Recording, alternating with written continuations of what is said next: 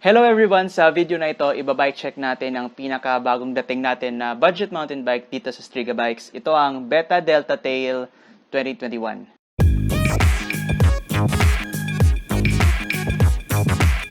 Kung hindi ka pa nakasubscribe sa YouTube channel natin, mag-subscribe ka na para sa latest contents natin, videos, at future giveaways natin. So last week dito sa Striga Bikes ay nagkaroon tayo ng major restocks from Beta, and this time, yung binigay nila sa atin is Beta Delta Tail. Now, this Beta Delta Tail comes in 27.5 and 29er models. So ito yung 2021 model ng Delta Tail. Now, the specs are just the same from the 27.5 and 29er.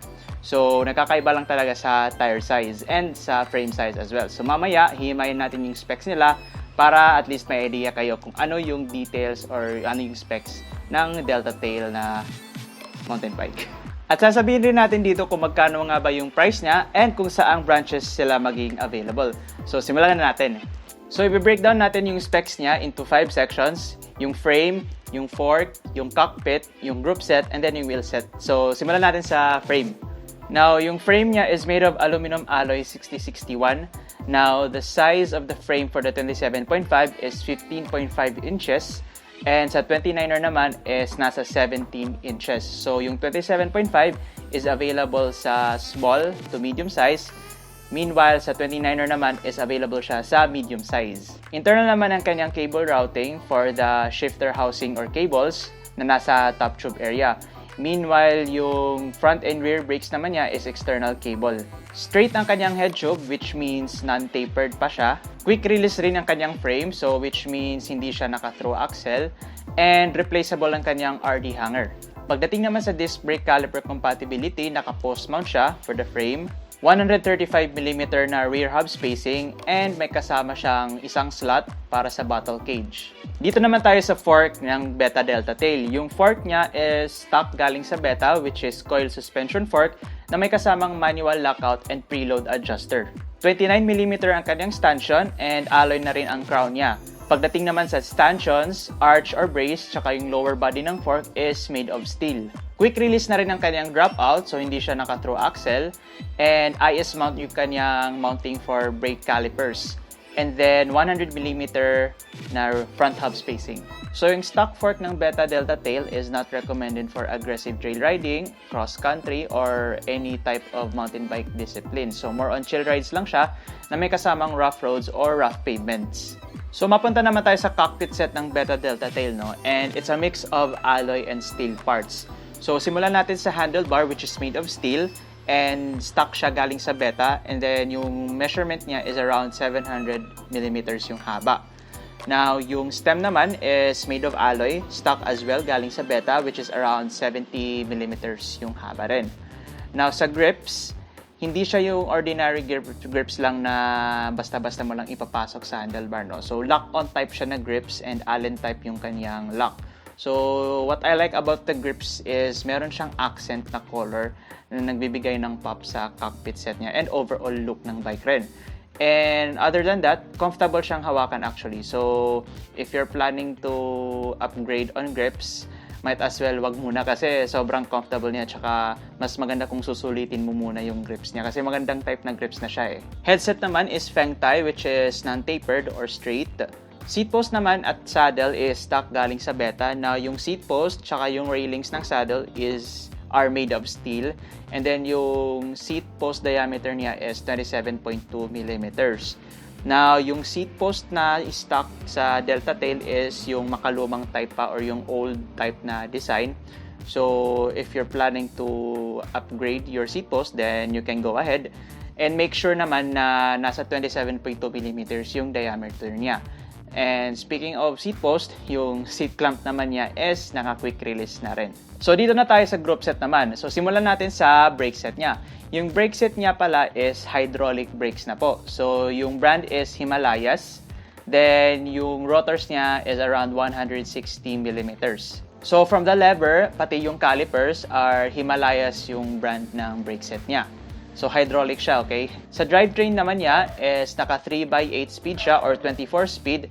Most of it are L2 components. So, L2A3. So, yung shifter levers niya is L2A3, 3x8 speed na may kasamang gear indicators. Then, yung front derailleur niya is L2 na rin, 3x. And then, yung RD naman niya is L2A3, which is compatible for 8-speed. Yung crankset naman niya is stock galing sa Beta. So, 3x crankset siya na yung crank arm niya is around 170mm, made of steel. And then, yung bottom bracket naman niya is sail bearing na square type. Yung cogs naman niya sa likod is 13 to 28 teeth, compatible for 8-speed. Now, this is a free wheel, so threaded type pa tong hubs, threaded type pa tong cogs na to. So, if you're planning to upgrade this bike into a higher speed, 9-speed pataas, you might as well upgrade your hubs also kasi yung hubs rin nito is threaded type rin. So, you have to buy cassette type hubs para maging compatible sa 9-speed pataas. And lastly, yung kanyang chain naman is YBN, which is compatible for 8-speed. So again, if you're planning to upgrade the drivetrain of your Beta Delta Tail to a 9-speed or higher, dapat i-upgrade nyo rin yung hubs nyo para maging compatible siya. So make sure na cassette type yung hubs nyo na compatible sa 9-speed pataas. And lastly, mapunta tayo sa wheelset niya. No? So simulan natin sa hubs. Yung hubs niya, like I said, is threaded type pa siya, which is made of steel. So if you're planning to upgrade your drivetrain to a higher speed, you have to upgrade your hubs rin as well into a cassette type para maging compatible siya sa mga higher speed na drivetrain. So yung spokes naman is made of steel. Rims naman niya is stock galing sa Beta, which is made of alloy. Valve type naman ng tubes niya is naka-Schrader valve. And lastly, yung tires niya is from Compass. Now, yung difference lang ng 27.5 and 29er in terms of tires is yung sa Compass, wala siyang model variant. So, generic siya na Compass tire na wire-bedded, wire beads, na 27.5 by 2.1, and yung sa 29er naman is naka-Compass Billy Goat na siya. So 29er by 2.1 na size rin. And of course, may kasama na rin siyang stock pedals for 27.5 and 29er variants. Now, pagdating naman sa weight ng dalawang variants, yung 27.5 is at 15.5 kilograms. And then yung 29er naman is nasa 15.7 to 15.8 kilograms. So between that range. So medyo may kabigatan si 29er dito dahil sa laki ng kanyang frame. And then of course yung sa size niya kasi size medium yung 29er na variant. Whereas yung sa 27.5, 15.5. So if only the 27.5 has the frame size, has the same frame size as 29er, which is 17, feeling ko mas magiging close yung difference nila and mas magiging halos magiging kaparehas yung weight nila dyan. So yung Beta Delta Tail pala is available in 3 colors. First is yung black red or yung black na may red accents, yung black with blue and orange accents, and then lastly yung black or yung all black with stealth black accents, which is my personal favorite. So yun, those are the 3 color variants of the Beta Delta Tail 27.5 and 29er. Yung Beta Delta Tail 27.5 and 29er ay available sa lahat na Striga Bikes branches, Tandang Sora, Palo Leyte, Tacloban City, and Ormoc Leyte. And available rin po sila sa lahat na online platforms namin, haranimall.com and sa Shopee account ng Striga Bikes Warehouse.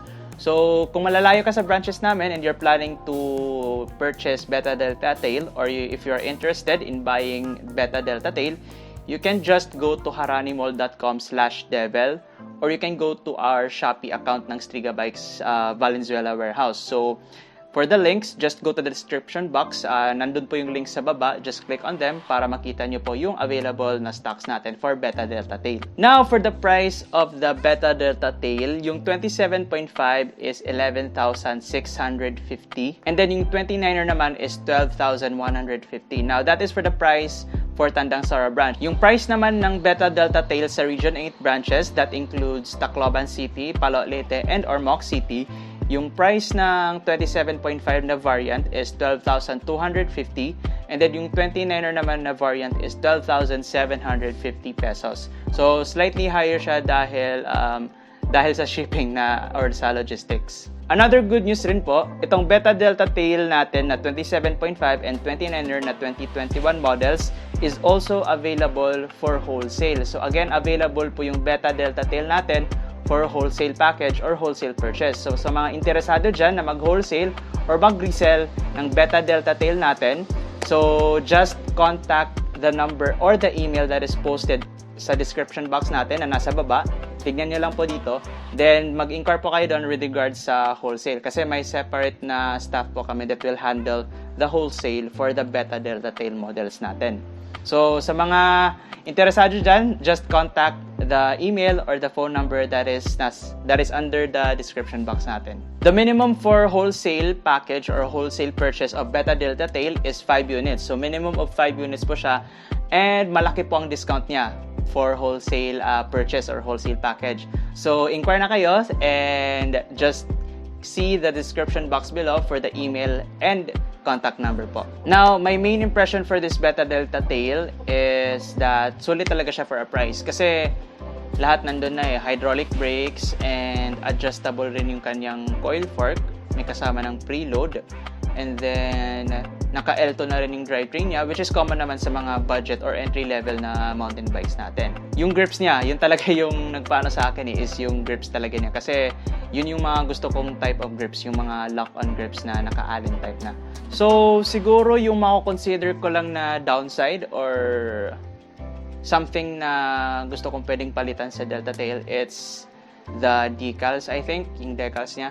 Kasi personally, I'm more on minimalist side. So, if yung design ng Beta Delta was similar as Beta Veil Tail, I think, siguro mas magiging maganda talaga siya. But there's nothing wrong with the overall look and overall design of the Beta Delta Tail. Kasi maganda naman talaga siya overall. And given that it is a budget bike, sulit na sulit talaga siya. Bang for the buck, if I say. So if I have a Beta Delta Tail and tatanungin ako kung anong unang i-upgrade ko, for me, yung unang i-upgrade ko would be the seat post, and then the saddle, and then the handlebar. Kasi made of steel pa sila So medyo nagkakaroon siya ng significance in terms of weight. And most especially, yung seat post niya is old type siya. So mas maganda kung yung mas makabagong design na ng seat post yung ilalagay natin sa Delta Tail. So yun lang naman. So that's it for our bike check on this 2021 model of Beta Delta Tail 27.5 and 29er. So comment kayo down below kung nagustuhan niyo yung bike check natin. At kung tatanungin kayo, anong unang i-upgrade niyo sa Beta Delta Tail, comment down below. Like this video, subscribe to our channel for more updates, contents, and future giveaways natin. 5K subs giveaway coming soon, so abangan natin yan. And then, stay safe, ride safe, wear your masks, stay at home. God bless. Peace out.